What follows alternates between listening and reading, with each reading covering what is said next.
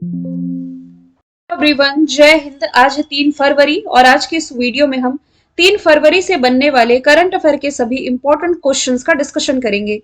जैसा कि हम डेली करते हैं इस क्लास का रिवीजन, तो कल की क्लास में देखा हिम तेंदुओं की जो पहली गणना जारी की गई है, इसमें सबसे अधिक हिम तेंदुओं की संख्या लद्दाख में बताई गई है। लगातार तीसरी बार एशियाई क्रिकेट के परिषद के अध्यक्ष के रूप में जय शाह की नियुक्ति की गई है, जो कि बीसीसीआई के सेक्रेटरी भी हैं। 1 फरवरी को इंडियन कोस्ट गार्ड ने अपना स्थापना दिवस मनाया है 48वें क्रम का। करप्शन इंडेक्स जो इस साल का जारी किया गया, फिर से डेनमार्क टॉप पर है।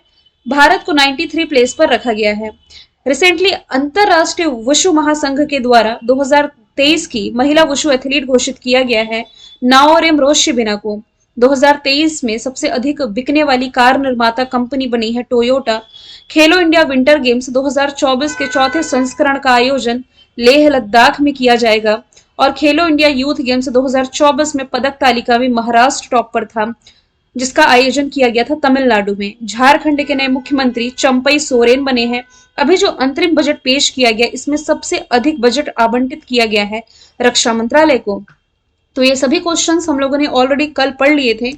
शुरू करते हैं आज का हमारा पहला और इंपॉर्टेंट सवाल है ट्रांस फैट को खत्म करने के प्रयासों के लिए जो वर्ल्ड हेल्थ ऑर्गेनाइजेशन है, जिसे आप हिंदी में कह सकते हैं विश्व स्वास्थ्य संगठन, इसने कितने देशों को सम्मानित किया है? तो ये सम्मानित किया गया है कुल 5 देशों को। तो सबसे पहले मैं आप लोगों को ये बता देती हूँ, ये 5 देश ऐसे कौन है जिसे WHO ने सम्मानित किया है। तो डेनमार्क, लिथुआनिया, पोलैंड, ये तो तीनों हुई यूरोपियन कंट्री। फिर सऊदी अरब, जो कि अरब प्रायद्वीप का सबसे बड़ा देश है, और एशिया का एक देश थाईलैंड। इन 5 को सम्मानित किया है। क्यों? ट्रांस फैट एसिड से निपटने के लिए इनके द्वारा किए गए प्रयासों के लिए। ट्रांस फैट एसिड जो कि औद्योगिक रूप से भी पाया जाता है और प्राकृतिक रूप से भी पाया जाता है। सबसे पहले हम समझ लेते हैं ये फैक्ट जो यहाँ पर लिखा हुआ है ट्रांस फैट, ये होता क्या है। देखिए, अक्सर आप लोगों ने लोगों को ये कहते सुना होगा ना कि ज्यादा मसालेदार या तेल वाली चीज खाने से बचना चाहिए, क्योंकि ये हमारे कोलेस्ट्रॉल लेवल को बढ़ा देती है। और कोलेस्ट्रॉल लेवल बढ़ने के साथ ही हार्ट अटैक, स्ट्रोक, डायबिटीज, इन सभी का खतरा है जो कि ये बढ़ जाता है, क्योंकि ये हमारे दिल को प्रभावित करता है। तो ये जो ट्रांस फैट है ना, ये वनस्पति तेलों के से उत्पन्न जो असंतृप्त अवस्था होती है, जिसे आप सैचुरेटेड फैट भी कह सकते हैं, या फिर तेली खाद्य पदार्थों में, ज्यादा ऑयली खाद्य पदार्थ है, इसमें उपयोग में लाया जाता है। आमतौर पर फास्ट फूड में भी ट्रांस फैट की मात्रा बहुत अधिक होती है। जैसा कि मैंने बताया कि 2 तरीके से ये उत्पादित हो सकते हैं। एक तो स्वाभाविक रूप से मिल जाए, यानी कि प्राकृतिक रूप से, और फिर या तो इसे औद्योगिक रूप से, या तो इसे बनाया भी जा सकता है रासायनिक प्रक्रिया के माध्यम से, हाइड्रोजनीकरण करके ये बनाया भी जा सकता है। तो प्राकृतिक रूप से कैसे पाया जाता है? दूध में, मांस में और अन्य उत्पाद में। तो ये स्वास्थ्य के लिए हानिकारक है। इससे निपटने के लिए 5 देशों ने जो प्रयास किए हैं, इसे WHO ने सम्मानित किया है। लगभग 53 ऐसे देश हैं जो भोजन में ट्रांस फैट एसिड से निपटने के लिए और दुनिया भर में 3.7 अरब लोगों की सुरक्षा के लिए सर्वोत्तम अभ्यास नीतियों में लागू है कि इसे खत्म किया जा सके। हालांकि जो वर्ल्ड हेल्थ ऑर्गेनाइजेशन है, इसने टारगेट रखा है 2025 तक का ट्रांस फैट एसिड के आभासी उन्मूलन का, यानी इसे खत्म करने का। वर्ल्ड हेल्थ ऑर्गेनाइजेशन की स्थापना 1948 में हुई। मुख्यालय जेनेवा, स्विट्जरलैंड में। टेड्रोस अदानोम वर्तमान में इसके अध्यक्ष हो जाएंगे। ये तो हमने देखा ट्रांस फैट एसिड के बारे में, जिसका लक्ष्य रखा गया है 2025 तक इसे समाप्त करने के लिए। अगला सवाल इंपॉर्टेंट डे से रिलेटेड है। हाल ही में विश्व आर्द्र भूमि दिवस यानी कि वेटलैंड डे कब मनाया गया है? तो ये मनाया जाता है फरवरी महीने की 2 तारीख को। देखिए, 1971 में ईरान का एक शहर है जिसका नाम है रामसर। यहाँ आर्द्र भूमियों को लेकर के इनके संरक्षण के लिए एक कन्वेंशन हुआ था, जिसे आप रामसर कन्वेंशन के नाम से जानते हैं।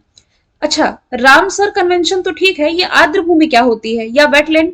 तो देखिए, जल और थल के बीच का दलदला क्षेत्र जो कि जैव विविधता यानी कि बायोडाइवर्सिटी के पॉइंट ऑफ व्यू से इंपॉर्टेंट होता है, इन्हें संरक्षित किया जाना आवश्यक है, इसलिए इसे रामसर स्थलों की लिस्ट में ऐड कर लिया जाता है। 1971 के इस रामसर कन्वेंशन की मैं बात कर रही थी। हालांकि भारत इसमें शामिल हुआ था 1982 में। अभी तक आप जानते थे कि भारत में रामसर स्थलों की संख्या 75 है, जो कि बढ़कर अब हो गई है 80। इस बार जो विश्व आर्द्र भूमि दिवस मनाया गया, इसकी थीम थी आर्द्र भूमि और मानव कल्याण। 1 फरवरी को इंडियन कोस्ट गार्ड ने अपना स्थापना दिवस मनाया है। अभी 4 फरवरी को हम पढ़ेंगे वर्ल्ड कैंसर डे, यानी कि कल के दिन ये न्यूज पढ़ेंगे हम। अगला प्रश्न है, हाल ही में न्यूरोलॉजिकल विकार से पीड़ित मनुष्य के दिमाग में पहली बार चिप लगाने वाली न्यूरालिंक कंपनी का संबंध किससे है? तो ये संबंधित है एलन मस्क से, option number D. Elon Musk ने 2016 में, यानी कि लगभग अब से कहें तो 8 साल पहले, न्यूरो टेक्नोलॉजी कंपनी जिसका नाम है न्यूरालिंक स्टार्टअप की शुरुआत की थी, जो दिमाग और कंप्यूटर के बीच सीधे संचार चैनल बनाने पर काम करती थी। अब आप इसे पढ़ें, इस चिप को सर्जरी के जरिए इंसानी दिमाग में डाला जाएगा। मतलब टेक्नोलॉजी कितनी आगे पहुंच गई है। इस चिप का उद्देश्य है मनुष्य को केवल सोचकर बाहरी उपकरण इसे कंट्रोल किया जा सके। यदि मनुष्य सोचे, उसके दिमाग में ये चिप फीड हो और केवल सोचने से बाहरी उपकरणों को ये कंट्रोल कर सके। ये है इस चिप का उद्देश्य, जो कि एलन मस्क की कंपनी से आप रिलेट कर सकते हैं। एलन मस्क ये टेस्ला के भी मालिक हैं, जो कि ई व्हीकल निर्माता कंपनी है। इसके अलावा अमेरिका की private space company space x के भी मालिक है। और यदि आप करंट से रिलेट करेंगे तो एलन मस्क ने ट्विटर का भी अधिग्रहण अभी लास्ट ईयर ही किया है। ये डील थी $44 बिलियन की। ठीक है, तो ये फैक्ट आप इनसे रिलेट कर सकते हैं। हालांकि स्पेस एक्स के ही द्वारा इसके द्वारा आप कह सकते हैं दुनिया का सबसे शक्तिशाली रॉकेट लॉन्च किया गया था लास्ट ईयर, जिसकी लॉन्चिंग है जो कि ये फेल हो गई थी। नील मोहन की यदि मैं बात करूं, भारतीय मूल के व्यक्ति हैं जो कि यूट्यूब के सीईओ हैं। सत्या नडेला भारतीय मूल के हैं जो कि माइक्रोसॉफ्ट के चेयरमैन हैं। और जेफ बेजोस ये दुनिया की सबसे बड़ी ई कॉमर्स कंपनी अमेजॉन के मालिक हो जाएंगे। अगला प्रश्न है, गणतंत्र दिवस परेड में निर्णायकों की पसंद की श्रेणी में किस राज्य की झांकी पहले स्थान पर रही? देखिए, इस प्रश्न को लेकर के मुझे काफी ज्यादा मेल्स रिसीव हो रहे थे कि मैंने उत्तर प्रदेश बताया है, आंसर उड़ीसा होगा। इसलिए मैंने थोड़ा क्वेश्चन को चेंज किया है। सवाल है, निर्णायकों की पसंद की श्रेणी में, यानी कि जजेस की चॉइस कैटेगरी में यदि हम देखें तो ओडिशा सर्वश्रेष्ठ झांकी चुनी गई है। और लोगों की पसंद, देखिए निर्णायक पसंद में तो ओडिशा, लोगों की पसंद की श्रेणी में गुजरात पहले स्थान पर रही है। तो निर्णायकों में ओडिशा, इसके बाद गुजरात और फिर तमिलनाडु के स्थान, जबकि लोगों की पसंद के अनुसार गुजरात, फिर उत्तर प्रदेश और आंध्र प्रदेश को तीसरा स्थान मिला है। तो क्वेश्चन को थोड़ा मैंने मॉडिफाई किया है। ओडिशा की यदि मैं बात करूं, इसकी राजधानी भुवनेश्वर, मुख्यमंत्री नवीन पटनायक, राज्यपाल यहाँ के रघुवर दास हो जाएंगे। नेशनल पार्क में सिमलीपाल और भीतरकनिका, यहाँ से दो इंपॉर्टेंट मैं बताती हूँ। हालांकि हडगर वन्य जीव अभ्यारण्य और कुलडीहा ये भी आप रिलेट कर सकते हैं। लेक्स में चिल्का लेक इंपॉर्टेंट है, जो कि भारत में सबसे खारे पानी की लेक है। करंट से यदि आप रिलेट करेंगे तो ओडिशा की गौरवशाली प्राचीन समुद्री विरासत की स्मृति में एशिया का जो सबसे बड़ा ओपन एयर वार्षिक व्यापार मेला है, जिसका नाम है बाली यात्रा, इसकी शुरुआत कटक में महानदी के तट पर की गई। ये वही महानदी है जिस पर भारत का सबसे लंबा नदी बांध है, जिसे आप हीराकुंड बांध के नाम से जानते हैं। अगला प्रश्न है, हाल ही में भारतीय सेना के लिए मोबाइल ब्रिज सिस्टम जिसका नाम है सर्वत्र, ये किसने लॉन्च किया है? रिसेंटली ये डिफेंस रिसर्च डेवलपमेंट ऑर्गेनाइजेशन के द्वारा लॉन्च किया गया है। जो सर्वत्र है ना, ये एक multi span mobile bridging system है, जिसे रक्षा मंत्रालय के तहत डीआरडीओ का जो एसीई है, यानी कि armament and combat engineering system, इसी के द्वारा डिजाइन और डेवलप किया गया है।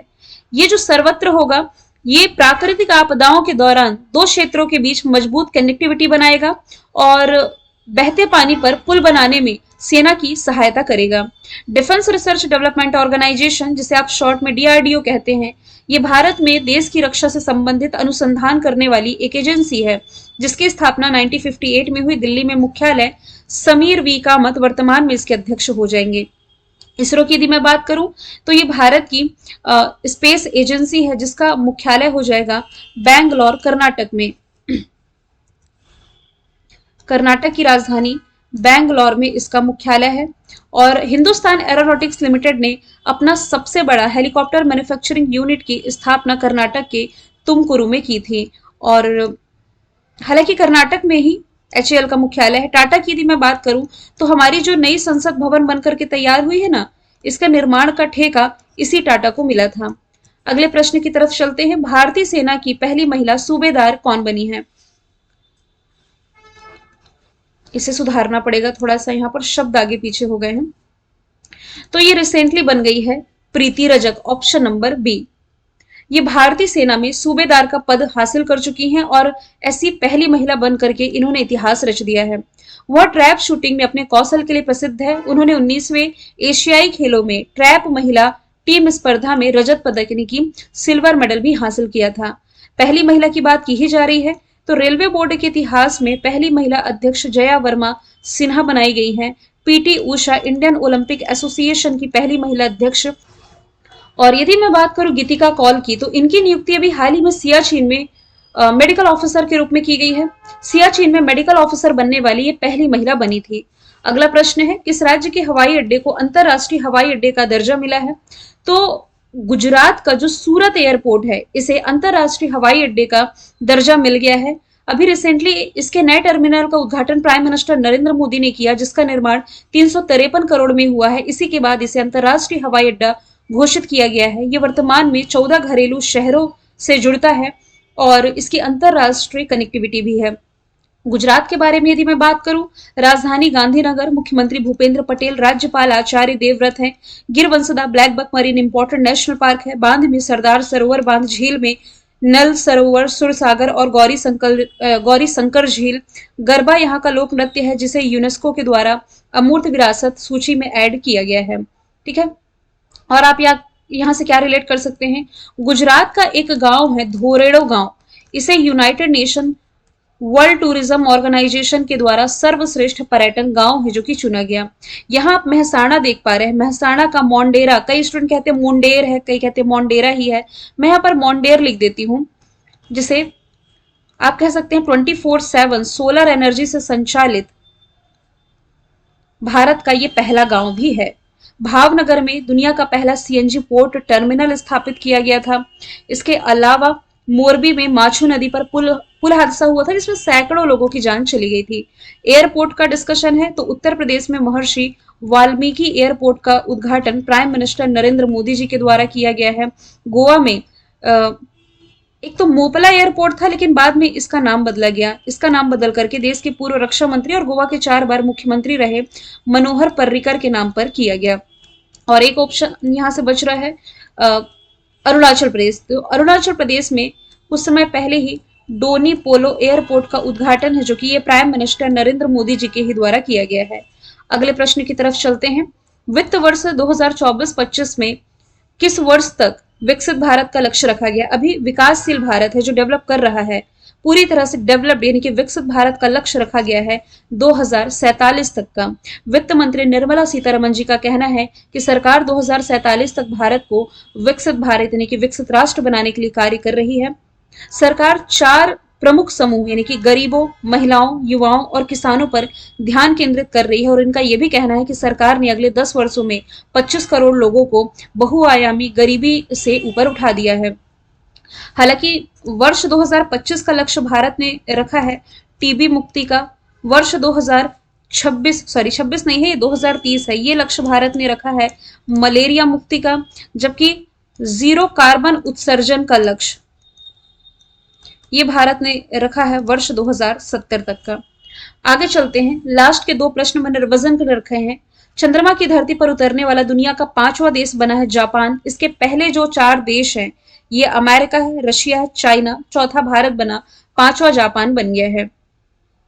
जापान जिसकी capital Tokyo, currency yen, prime minister Fumio Kishida. G7 summit जो 2023 की रही थी ये जापान के हिरोशिमा में आयोजित की गई थी। यहाँ पर मैं मेंशन कर देती हूँ। साथ में आप ये भी याद रखें भारत G7 का मेंबर नहीं है, एज अ गेस्ट यहाँ पर शामिल हुआ था। देश में जो पहली बुलेट ट्रेन चलने जा रही है अहमदाबाद से मुंबई के बीच में, शॉर्ट में मैं लिख देती हूँ अहमदाबाद से मुंबई के बीच में, तो ये जापान के सहयोग से ही चलने जा रही है। अभी 90 से अधिक बार भूकंप के झटके ये महसूस किए गए थे यहाँ न्यू ईयर के दिन यानी कि 1 जनवरी को। इसके अलावा आप रिलेट कर सकते हैं यहाँ का प्रमुख ज्वालामुखी जिसका नाम है माउंट फ्यूजियामा। ठीक है, अमेरिका से क्या रिलेट कर सकते हैं? साइंस एंड टेक्नोलॉजी की तरफ चलें तो इसने मून मिशन आर्टेमिस 2 पर वर्क कर रहा है ये। चाइना इसने मिथेन बेस्ड रॉकेट जूके 2 अभी हाल ही में लॉन्च किया है। भारत अपने सोलर मिशन आदित्य L1 पर वर्क कर रहा है जो कि सितंबर के महीने में ये लॉन्च कर चुका है। लास्ट का प्रश्न है सशस्त्र सीमा बल के महानिदेशक कौन बने हैं? आंसर इसका दलजीत सिंह चौधरी है। ये 2025 तक इस पद पर रहेंगे। 1990 बैच के उत्तर प्रदेश कैडर के आईपीएस ऑफिसर हैं। अनीस दयाल सिंह को इन्होंने रिप्लेस किया है। ये वही अनीस दयाल सिंह है जो सीआरपीएफ के महानिदेशक हैं।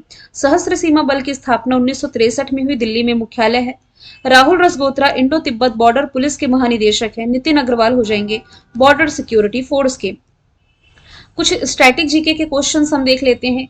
राज तरंगिणी किसने लिखा है? कल्हड़ ने। गुप्त वंश के किस शासक ने महाधिराज की उपाधि ग्रहण की थी? चंद्रगुप्त प्रथम ने। गुप्त वंश की स्थापना 319 में हुई थी। कालिदास द्वारा रचित जो मालविका अग्निमित्र है, इसके जो नायक है, मुख्य नायक, मेन कैरेक्टर है अग्निमित्र। गुप्त काल के सोने की मुद्रा को दीनार कहते थे। महरौली स्थित जो लौह स्तंभ है, चंद्रगुप्त द्वितीय की स्मृति में है। किस विद्वान ने गणित को एक अलग से विषय के रूप में स्थापित किया? आर्यभट्ट। वही है जिन्होंने शून्य की खोज की थी। सांची के स्तूप किसकी कला और मूर्ति कला को दिखाते हैं? बौद्ध की। मांडा किस नदी के किनारे स्थित है? चिनाब नदी के किनारे। गायत्री मंत्र ये लिया गया है ऋग्वेद से।